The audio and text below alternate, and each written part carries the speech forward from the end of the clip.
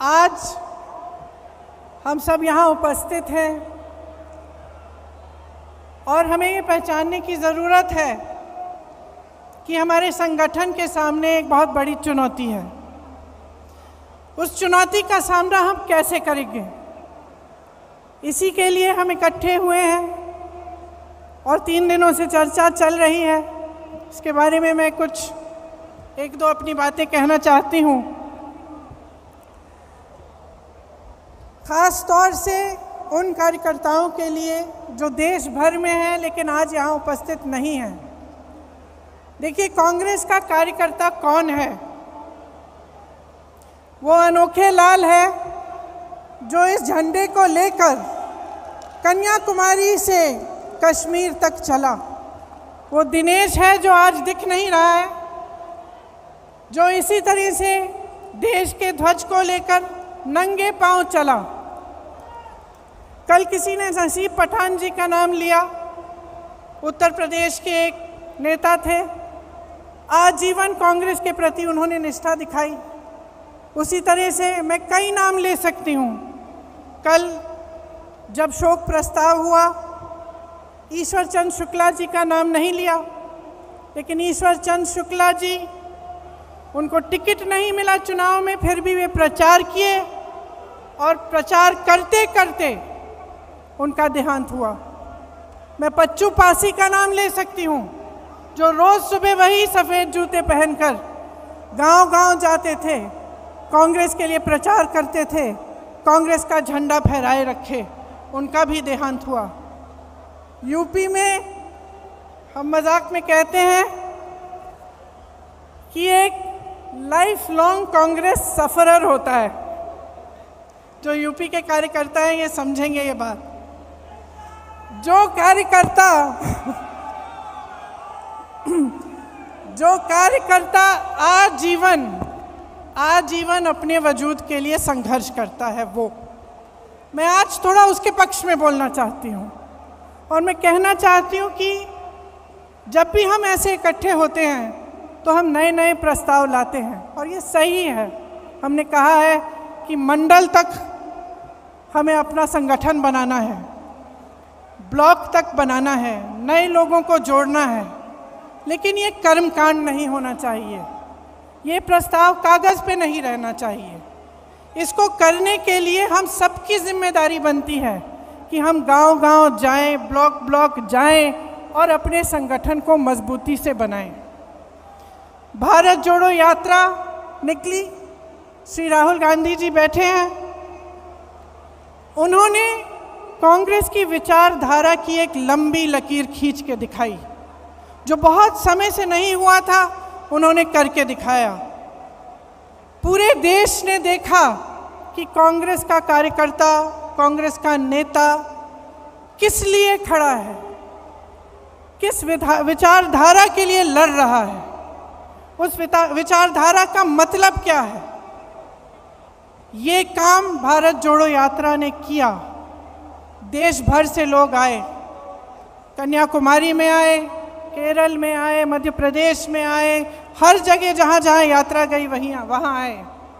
जब कश्मीर में थे तो मैं कुछ महिलाओं के साथ खड़ी थी, यात्रा का इंतज़ार कर रहे थे हम। उन महिलाओं ने मुझे कहा कि 3 सालों से उनको घर से निकलने की हिम्मत नहीं थी, लेकिन इस यात्रा ने उन्हें हिम्मत दी, वे बाहर आए। तो ये हिम्मत दिलाना, ये हम कांग्रेस जनों का काम है, जो समझ रहे हैं कि देश में गलत हो रहा है, जो देश की राजनीति को देखकर समझ रहे हैं कि जो हो रहा है वो ठीक नहीं है। उनको एक प्लेटफॉर्म देना, उनकी आवाज़ को बुलंद करना हमारा काम है। जो नहीं समझ रहे हैं उन्हें भी समझाना, उनके पास जाना हमारा काम है। तो ये एक बहुत बड़ी जिम्मेदारी है। हमें अपने गिले शिकवे अलग करने पड़ेंगे, एकजुट होकर लड़ना पड़ेगा। हमें दिखाना पड़ेगा इस देश को कि आज नौजवानों के पास रोज़गार नहीं है। जितने भी विज्ञापन हैं, जो भी दिखा रहे हों, जहाँ जहाँ हम जाते हैं रोज़गार नहीं है। रोज़गार क्या, जो नौजवान परीक्षा देते हैं भर्ती के लिए, वो घोटालों में उलझे हुए हैं। उसके लिए क्या प्रस्ताव है हमारा? ये कांग्रेस पार्टी इन 3 दिनों से जितने भी प्रस्ताव ला रही है, जैसे किसानों के लिए मैं आज पढ़ रही थी कि एक प्रस्ताव है कि न्याय योजना की तरह हमें किसानों के लिए एक योजना बनानी है।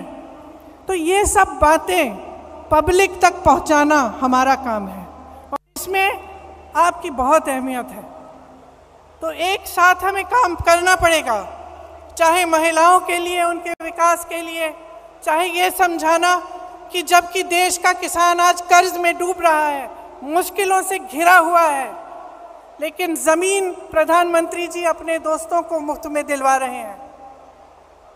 आज हमें देश को दिखाना पड़ेगा कि किस तरह कुछ गिने चुने उद्योगपति आगे बढ़े जा रहे हैं, उनकी आमदनी दुगनी 3 गुना बढ़ती जा रही है और किसान की आमदनी कम होती जा रही है, नौजवानों के रोजगार कम होते जा रहे हैं, महंगाई बढ़ती चले जा रही है, किसानों को कर्ज माफ नहीं होते लेकिन बड़े बड़े उद्योगपतियों के होते हैं। ये सब बातें हमें पब्लिक में ले जानी है। अब हमारे पास सिर्फ 1 साल बचता है, हमसे उम्मीदें हैं। ये उम्मीद है कि हम एकजुट हों, कि जितनी भी पार्टियां हैं, जितने भी दल हैं, जितने भी लोग हैं जिनकी विचारधारा इनसे विपरीत है, वो आगे आए, एकजुट होकर लड़ें। सबसे उम्मीद है, लेकिन सबसे ज्यादा उम्मीद कांग्रेस पार्टी से है आज। और मैं जानती हूं कि हम इस उम्मीद पर खरे उतर सकते हैं कि आपकी मेहनत से, हमारी मेहनत से, हमारी एकजुटता से, हमारे समर्पण से और अपने संविधान के प्रति हमारी निष्ठा से हम सब इस काम को करके दिखा सकते हैं। तो आज जब आप यहाँ से जाएंगे, घर घर जाएंगे, अपने अपने क्षेत्र में जाएंगे, तो आप नए लोगों को जोड़िए। नए लोग जुड़ते कैसे हैं? विचारधारा से जुड़ते हैं, जज्बातों से जुड़ते हैं और आपका मिसाल देख के जुड़ते हैं। तो हमें मिसाल बनना चाहिए कि राजनीति कैसे होनी चाहिए, किस तरह से हमें अपनी राजनीति करनी है। जब जब चुनाव आता है तो ऐसे मुद्दे उठते हैं जिससे जनता का कोई मतलब नहीं है। क्यों कह रही हूं कि मतलब नहीं है? क्योंकि जब रोजगार की बात होती है, युवाओं की बात होती है, महंगाई की बात होती है, तो इन मुद्दों पर चुनाव लड़े जाने चाहिए कि किस तरह से विकास होगा, भविष्य में हम क्या प्रस्ताव रख रहे हैं, कौन सा सकारात्मक कदम हम उठाने जा रहे हैं। ये हमारी राजनीति होनी चाहिए। और आजकल की जो राजनीति है, जो देश का माहौल है, जो नकारात्मक है, उससे हमें ऊपर उठना पड़ेगा और हमें सकारात्मक तरह से भविष्य के लिए अपने प्रस्ताव रखने पड़ेंगे और अपनी बात रखनी पड़ेगी। मुझे पूरी उम्मीद है कि हम इस लड़ाई में सफल होंगे, क्योंकि हम मजबूत हैं। आज भी अगर आप सब यहाँ बैठे हो, इसका मतलब है कि आप पार्टी के प्रति समर्पित हो और आप निडर हो। हमारे तमाम नेताओं पर, कार्यकर्ताओं पर इस सरकार ने दमन किया है।